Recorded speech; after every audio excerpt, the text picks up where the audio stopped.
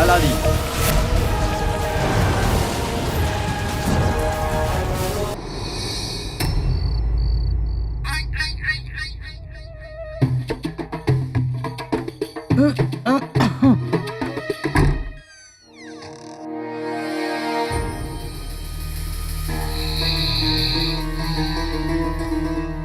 বেগম, এই দুই গাধা তো ঘোড়া বেচে ঘুমোচ্ছে, রুকসানকেও দেখতে পাচ্ছি না। সোনার আসর ফির দিব্যি, এটাই সুযোগ ওই চমৎকারী বর্ম চুরি করার। চলো চলো চলো।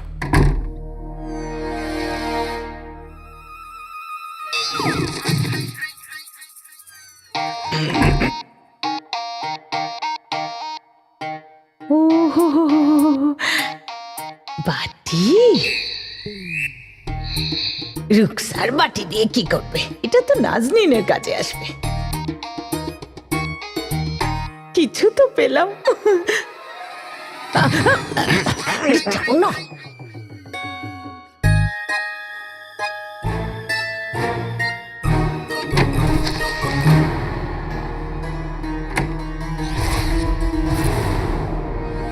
বেগম,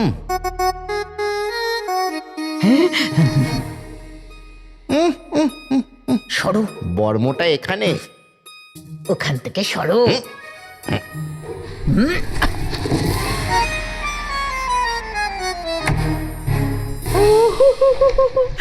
সোনার আসর ফির দিব্যি, বর্ম। আমি পড়বো। এটা দাও।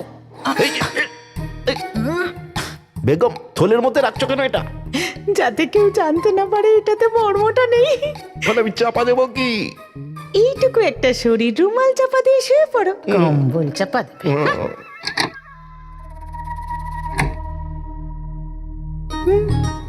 চলো। চমৎকারী বর্ম।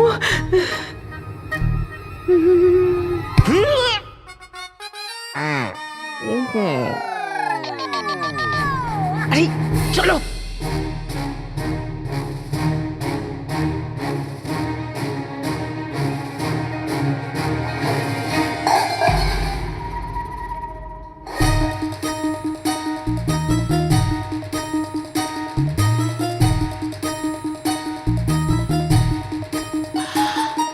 চলো চলো।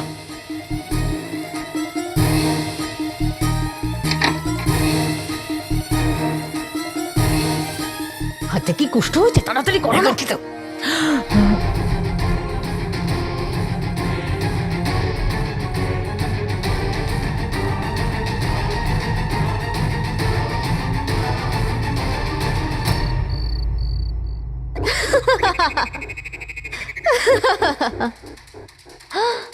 আলিসা প্রিয় হয়ে প্রাণ নেয়। তোমার পাহারাদারের সামনে থেকে কালো চোরের রক্ষক বেরিয়ে গেল, কিন্তু আলিসার থেকে বাঁচতে পারবে না। আর এখন সেটা তো আরোই অসম্ভব। মানে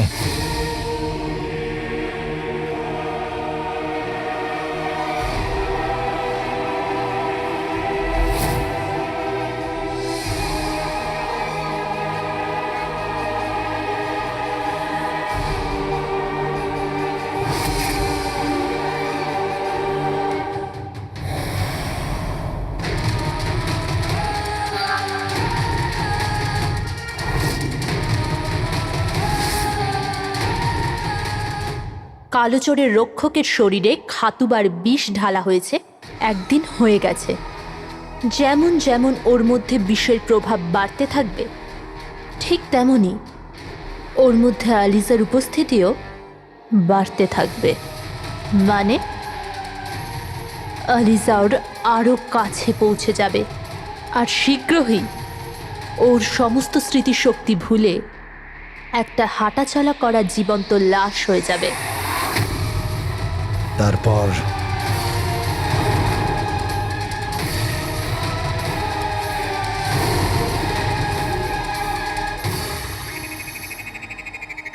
কালো চোরের রক্ষকের অস্তিত্ব মুছে যেতে এখনো 6 দিন বাকি আছে।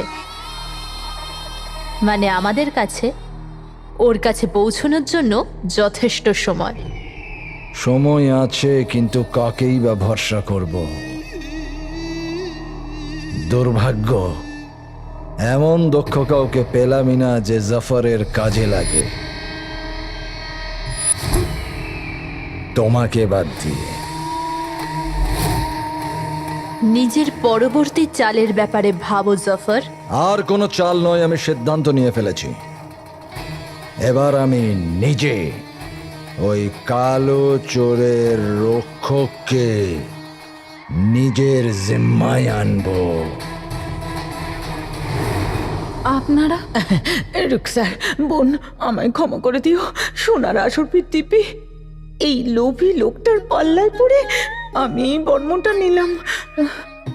কি করব বোন, যবে থেকে ওর সাথে বিয়ে হয়েছে আমার তো জীবনটা নরক হয়ে গেছে। জানি না কবে মুক্তি পাবো এই নরক থেকে। আমি জানি না যে কোন বর্মের কথা বলছেন আপনি।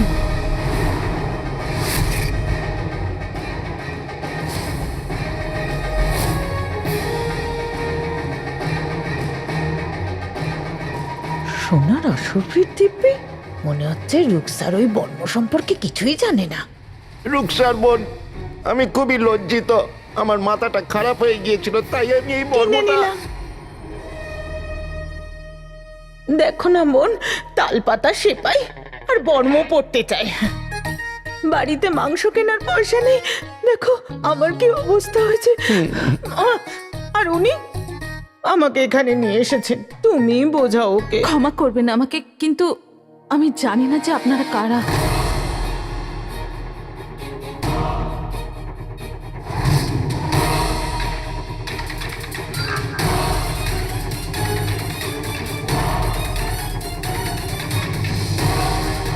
খুব ভালো। আচ্ছা, তুমি আমায় চেনো না?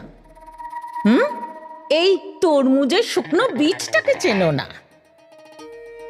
আর এই বর্মের সম্পর্কেও জানো না? তাহলে ঠিকই আছে, ঠিক আছে। এই কেউ কেউ কাউকে চেনে না। সোনার আসরফির দিব্যি, রুকসার আমাকে চিনতে অস্বীকার করলো। বেগম, এটা দুটো কারণ হতে পারে। কে? এক, ও ঘুমের মধ্যে চলছে, না হলে আমাদের উপর এত রেগে আছে যে আমাদের সঙ্গে সম্পর্কই রাখতে চায় না। সমস্ত গোয়েন্দাগিরি এখানেই করবে নাকি? আরে আমাদের কি, এই বর্মটা আমাদের দরকার ছিল আমাদের গুল্লুর জন্য, সেটা পেয়ে গেছি, আমাদের কাজও হয়ে গেছে। কে চিনলো জানলো, না চিনলো না জানলো, চলো একবার আমিও পড়ি। চলো।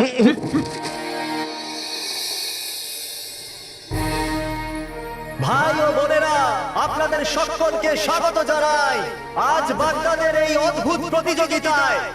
যে জিতবে সে হবে প্রাসাদের রক্ষাকারী দলের সিপাহী।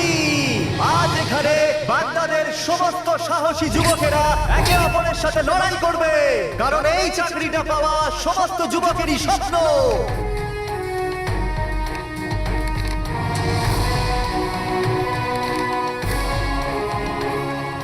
আকা আলাদিন নাম তো শুনেছো নিশ্চয়ই, একটা চাকরির জন্য এত পরিশ্রম। পুরস্কারটাও তো বড় জিনু। আমি যদি চাকরিটা পেয়ে যাই তাহলে আমি বড় হাকিমের কাছে নিয়ে গিয়ে মাকে চিকিৎসা করাতে পারবো, বুঝেছিস? তার জন্য চাকরিটা পাওয়া খুব জরুরি। চাকরি হয়ে গেল তো জীবন বদলে গেল। প্রাসাদের রক্ষক মানে বাগদাদের রক্ষক। অল্প বয়সী আর দুর্বল হৃদয়ের লোক এই প্রতিযোগিতায় আসবেন না। আর দর্শকেরাও নিজেদের আসলে চুপচাপ বসে থাকুন, কারণ এখন প্রতিযোগিতা শুরু হতে চলেছে।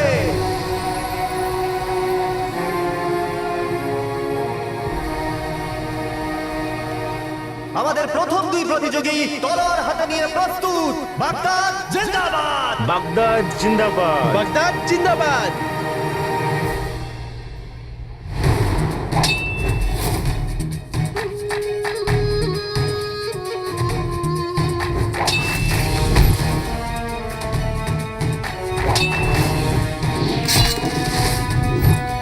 আকা আলাদিন নাম তো শুনেছো নিশ্চয়ই, তোমার ভয় করছে না তো? না জিনু, না তলোয়ারের ধারকে, না ছুটে আসা বানকে। আলাদিন ভয় পায় তো শুধু চটির মারকে, ভগবানকে। আর আমার ভগবান তো আমার মা।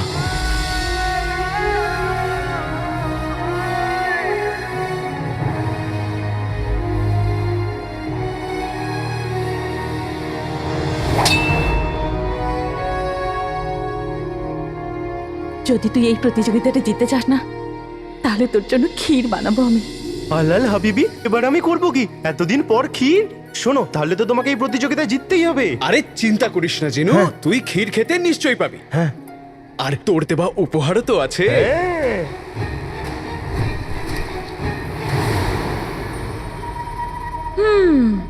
সোনার আসর ফির দিব্যি, ওই আলাদিন এখন ওই লড়াইটা জেতার স্বপ্ন দেখছে। মা, তুমি আর বাবা মিলে তো আমার সমস্ত স্বপ্ন ভেঙে দিয়েছো। এরকম সুদর্শন পুরুষ বাগদাদের চাঁদকে তুমি রক্ষক বানিয়ে রাখতে চাও? ওরে বাগদাদের ষাঁড়, এ কোনো যেমন তেমন রক্ষক নয়, এ হলো প্রাসাদের রক্ষক। প্রাসাদে গিয়ে তোকে কি করতে হবে মনে আছে তো? কার মনে জায়গা করতে হবে তোকে? প্রীতির। খুব ভালো। গাধার বাচ্চা, এইটুকু কথা তোর মাথায় ঢুকছে না?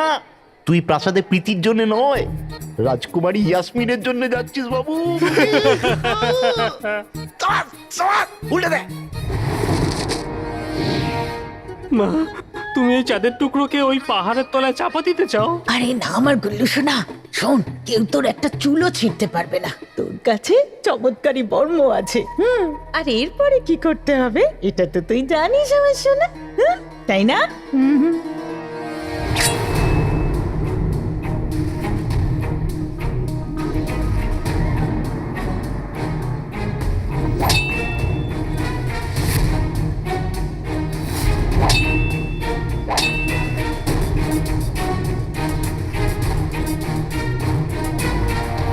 আলাদিন দেখ, কোনো চাকরি, কোনো আনন্দ খুশি তোর থেকে বড় নয় বাবা মা।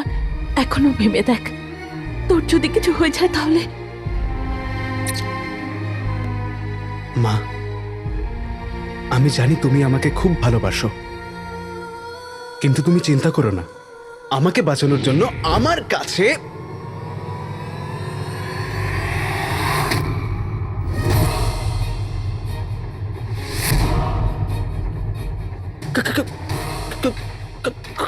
কম্বল বাঁচাবে। হ্যাঁ চিনু, কম্বল।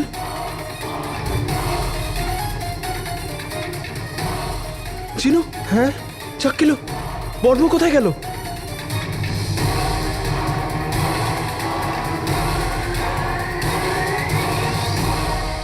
রাজকুমারী, যখন থেকে তুমি দুস্থতির দান সামগ্রী দিয়ে ফিরেছো তখন থেকে খুব চিন্তার মধ্যে আছো। কি হয়েছে? প্রীতি, কালকে আমি এমন কিছু দেখেছি যেটা আমার কাছে বিশ্বাস করা খুব কঠিন। কালকে ভিড়ের মধ্যে আমি এমন কাউকে দেখেছি যাকে দেখতে পুরো আমার বাবার মতো।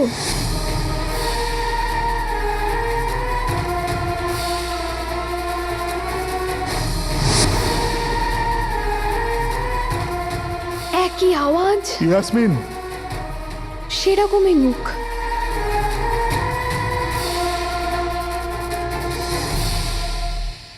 কিন্তু এটা কি করে হতে পারে? মহামান্য বাদশাহ তো তোমার সঙ্গে ছিল না, তুমি ভিড়ের মধ্যে কি করে দেখবে ওনাকে? হতে পারে হয়তো তোমার চোখের ভুল।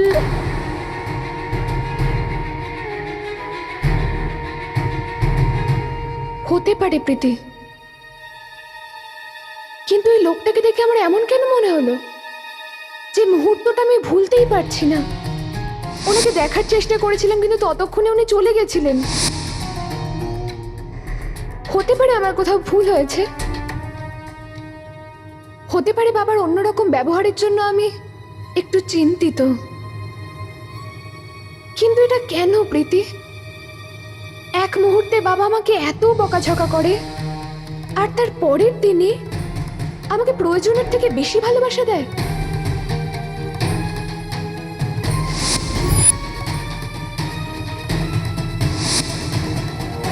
রাজকুমারী,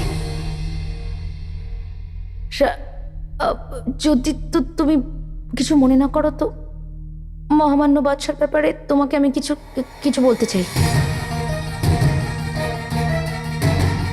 হ্যাঁ প্রীতি বল, মহামান্য বাদশার ব্যাপারে কি বলতে চাস তুই বল। আসলে ওই আমি বল প্রীতি, কি বলতে চাস তুই? রাজকুমারী, তোমার মনে আছে গতবার জন্মদিনে তোমার দিদা তোমাকে একটা সোনার আংটি দিয়েছিল? হ্যাঁ, ওই আংটিটা তো আমি কবে থেকে খুঁজছি কিন্তু পাচ্ছি না। আংটির ব্যাপারে কি বলতে চাস তুই? ওই তুমি আর মহামান্য বাদশাহ ওই দিন দাবা খেলছিলে তো তো তোমার আংটিটা মেঝেতে পড়েছিল।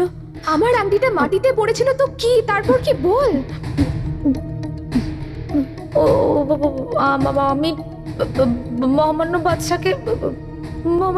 বাদশাকে প্রীতি কি হয়েছে আমাকে বল।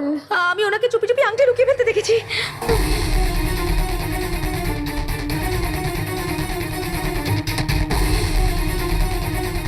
কি হতে পারে যে আমি ভুল দেখেছি। না হয়তো কেন ভুলই দেখেছি।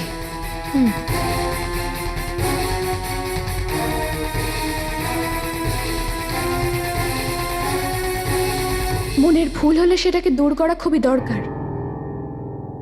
আমি এক্ষুনি গিয়ে বাবার সাথে কথা বলবো।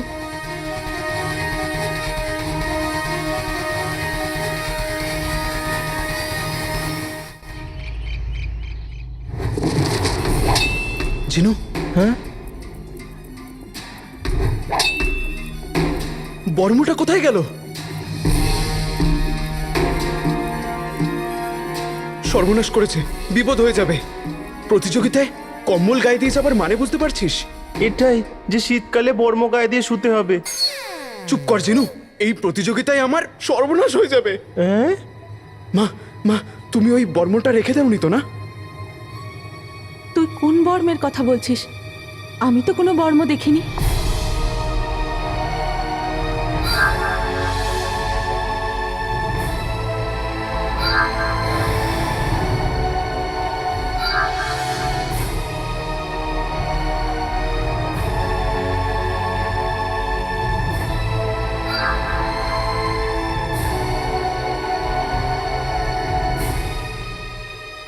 মা, বর্ম যেটা আমি তোমাকে দেখিয়েছিলাম। তুই যদি কোনো বর্ম আমায় দেখিয়ে থাকিস আমার মনে থাকতো বাবা।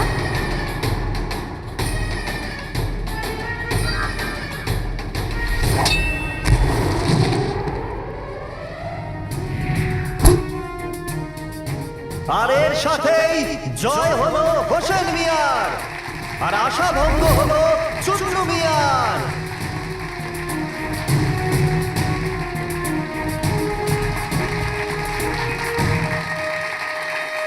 যাক গেল জিনু, হ্যাঁ, সর্বনাশ হয়ে যাবে। প্রথম প্রতিযোগিতা শেষ হয়ে গেছে, দ্বিতীয় প্রতিযোগিতায় আমার যদি নাম ডাকে তো?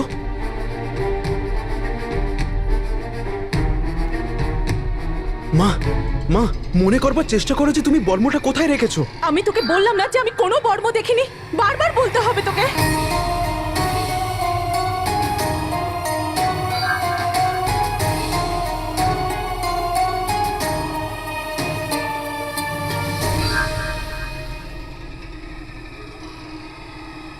আল্লাল হাবিবি, এবার আমি করব কি?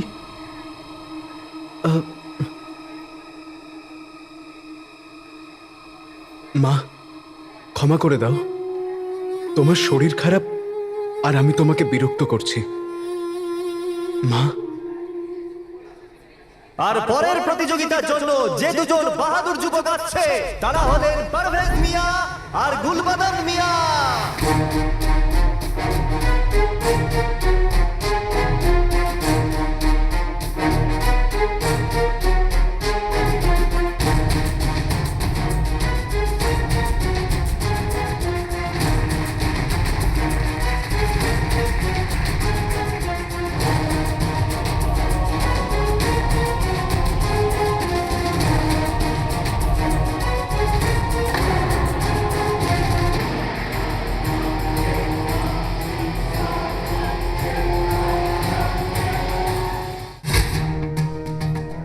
গুলবদন, গুল্লু? আচ্ছা, তাহলে এটা এর কেরামতি। সাবাস সাবাস আমার হিরেমানিক, আমার চাঁদের টুকরো, আমার সোনা ছেলে। উপরওয়ালা ওকে শত্রুদের আক্রমণ থেকে রক্ষা করো। বেগম, প্রত্যেকটা কাজের কিছু উপকার আছে। যদি এই গাধার বাচ্চা জিতে গেল তো জিতে গেল, আর যদি কারুর তলোয়ার ওর শরীরে লেগে যায় তাহলে ওর শরীরের মধ্যে লোহার পরিমাণ বেড়ে যাবে।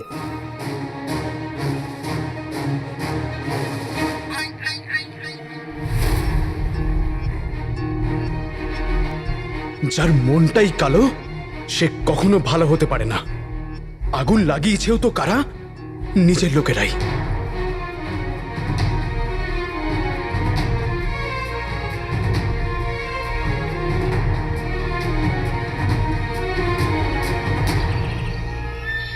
আমার ধৈর্যের পরীক্ষা নিও না লিজা,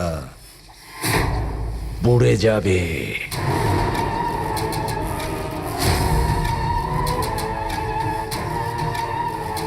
আগুন নিয়ে যে খেলে সে পুড়ে যাওয়ার ভয় পায় না। আমি তোমার বাহাদুরির প্রশংসা করছি জাফর।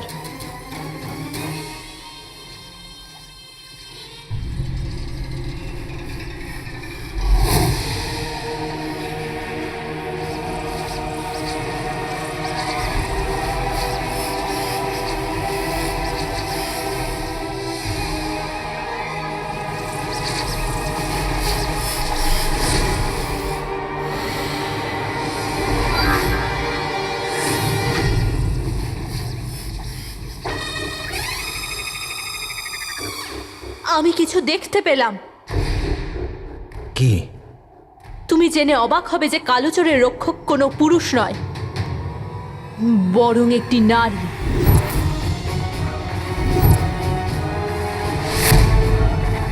যার গলায় খাতুবার কামড়ানোর দাগ আছে। পুরুষ হোক বা নারী, আমার তাতে কিচ্ছু এসে যায় না।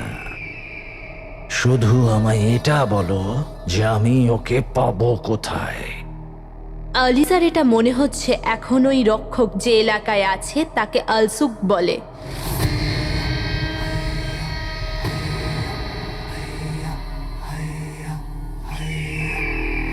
ধন্যবাদ আলিজা। এবার শুধুই অপেক্ষা খাতুবার ওই চিহ্নটা উজ্জ্বল হবার। এটা হলেই আমাদের লোকেরা ওকে গ্রেফতার করে নেবে, আর তারপর কালো চোর নিজের পরাজয় স্বীকার করে আমাকে আমার আশ্চর্য প্রদীপ এনে দেবে। এই কাজটা এতটাও সহজ হবে না। আমার দক্ষতার ওপর সন্দেহ করছো? সন্দেহ নয়, আমি নিশ্চিত যে তুমি ওই দাগটা দেখতে পাবে না। মানে? পুরুষ হয়ে নারীকে তল্লাশি কি করে করবে জাফর? তুমি এখনো আমাকে ঠিক করে চেনো না লিজা। আমি আমার জয়ের জন্যে যে কোনো পর্যায় পর্যন্ত যেতে পারি।